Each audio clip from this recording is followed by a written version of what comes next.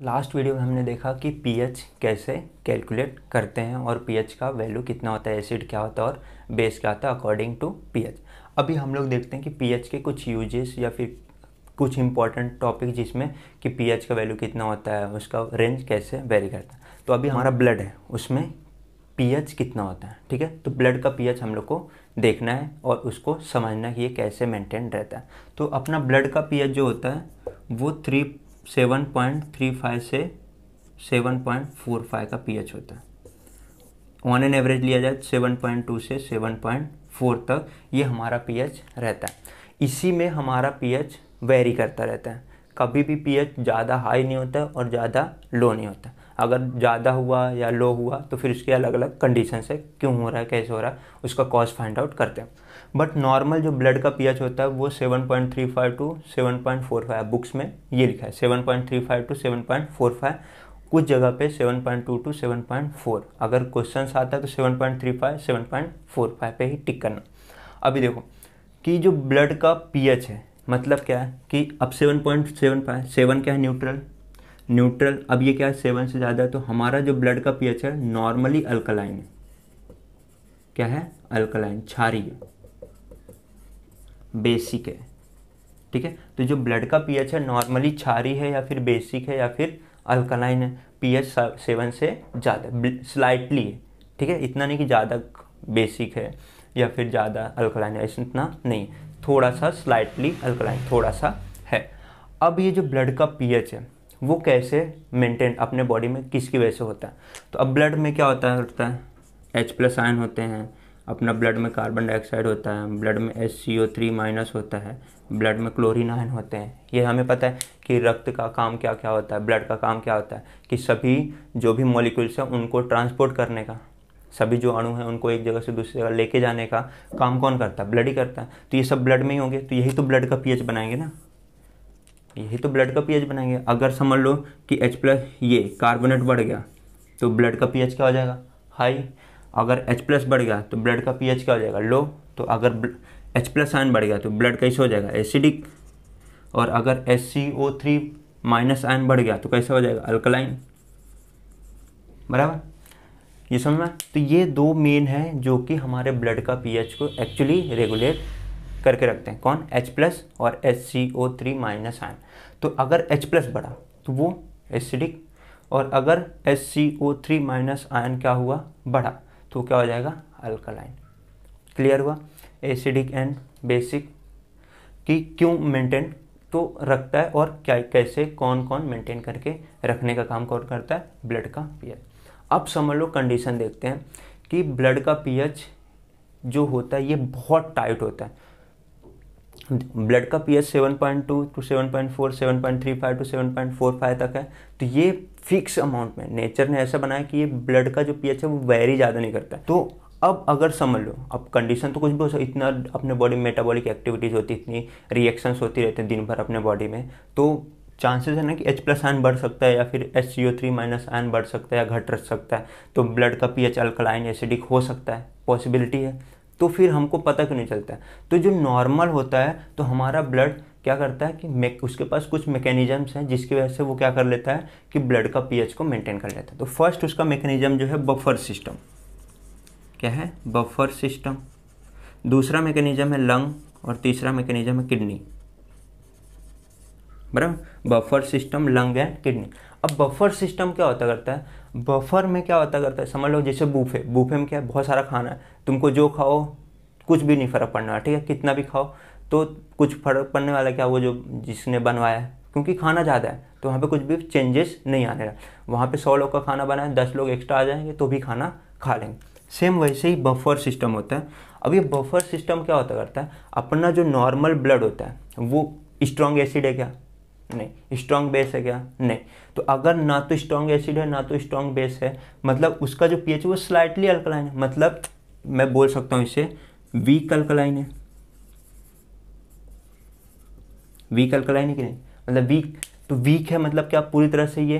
तो अब देखो जब भी कोई वीक होता है, अगर 100-500 लोग वीक हैं उसमें से 1-2 स्ट्रॉन्ग आते हैं तो उसमें कुछ फ़र्क करेंगे क्या? नहीं, वो भी उसके जैसा ही घुल मिल करके हो जाएगा।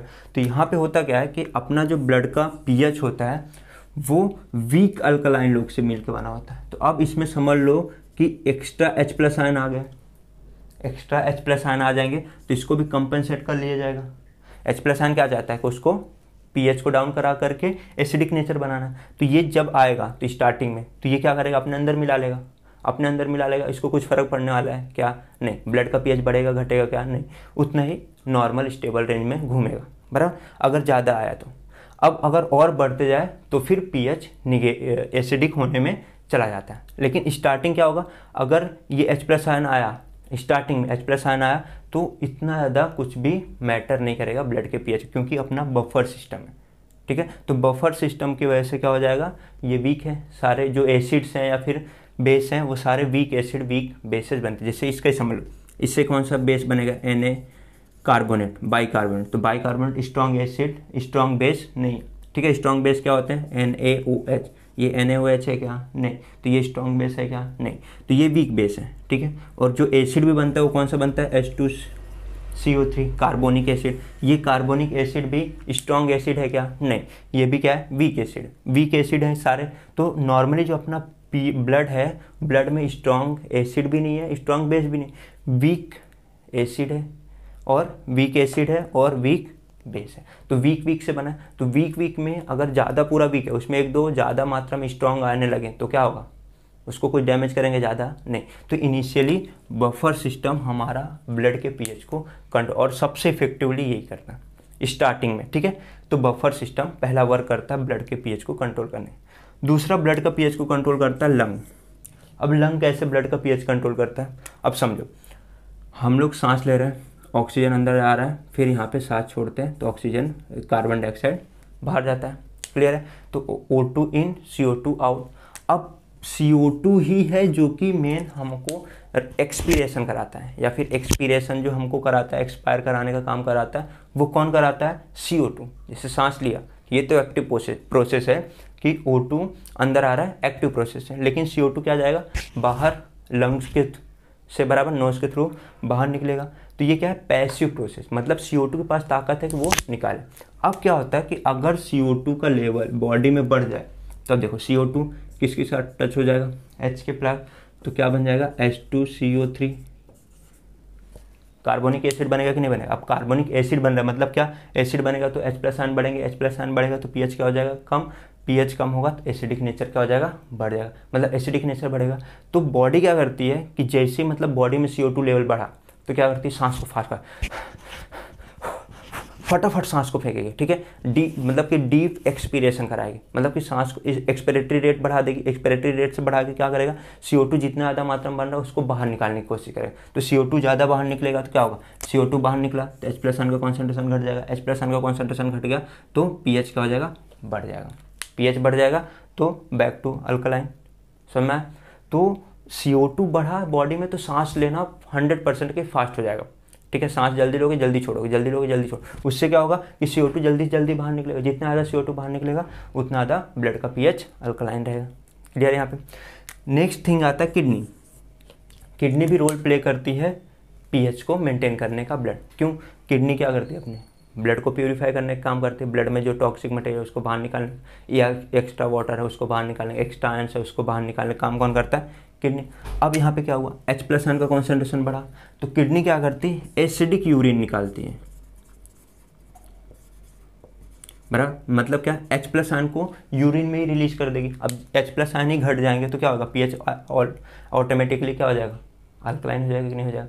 तो ये 3 मेथड है जिससे हमारा ब्लड का pH कंट्रोल में रहता है। एसिड बेस बैलेंस हमारा बॉडी का बना रहता है 3 वे से। पहला बफर सिस्टम, वीक, सब वीक है, ठीक है। नेक्स्ट है लंग, कि अगर कार्बन डाइऑक्साइड का लेवल बढ़ा तो क्या हो जाएगा, रेस्पिरेशन फास्ट हो जाएगा, सांस लेना जल्दी जल्दी करेंगे। और अब किडनी क्या करती है, ब्लड को प्यूरीफाई करती है तो H+ आयन को उसको यूरिन में ही बाहर निकाल देगी।